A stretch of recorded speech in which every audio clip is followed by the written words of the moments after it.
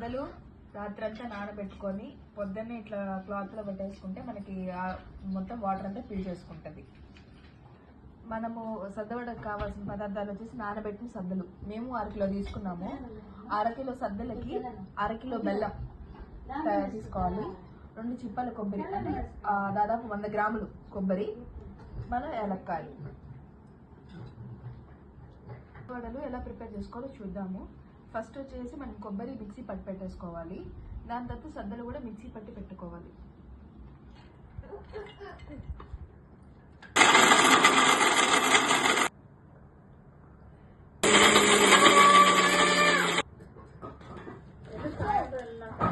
సద్దలు, కొబ్బరి, యాలక్కాయలు ఈ విధంగా పొడిగా కొట్టుకోవాలి.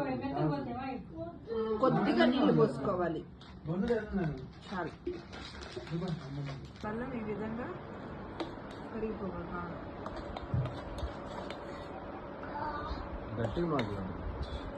బెల్లం ఈ విధంగా కరిగిపోవాలి మొత్తము వాటర్లో. కరగబెట్టిన బెల్లాన్ని మనం పొడి పెట్టుకుంటాం కదా, దాంతో పోసుకోవాలి.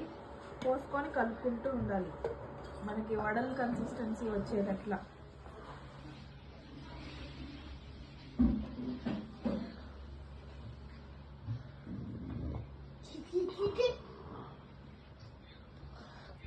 ఇలా వడ కన్సిస్టెన్సీ వచ్చేటట్టు చేసుకోవాలి. మనం మరీ లూజ్గా ఉండకూడదు. వడలు చేసుకున్నాను, పలసగా తట్టుకోవాలి.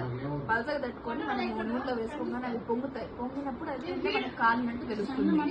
సన్న మంటలో కాలాలి, హై ఫ్లేమ్ లో వద్దు. హై ఫ్లేమ్ లో లోపల ఉడకదు.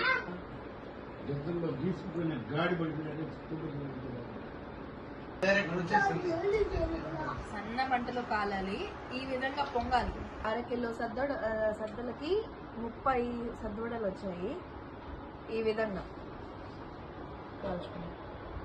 మీరు కూడా ఈ సద్దవడలు చేసుకొని మీకు ఎట్లా వచ్చినది అవన్నీ కమెంట్స్లో మాకు తెలియజేయండి. మరొక వీడియోతో మన ఇంటి వంటశాలలో మళ్ళీ కలుద్దాం.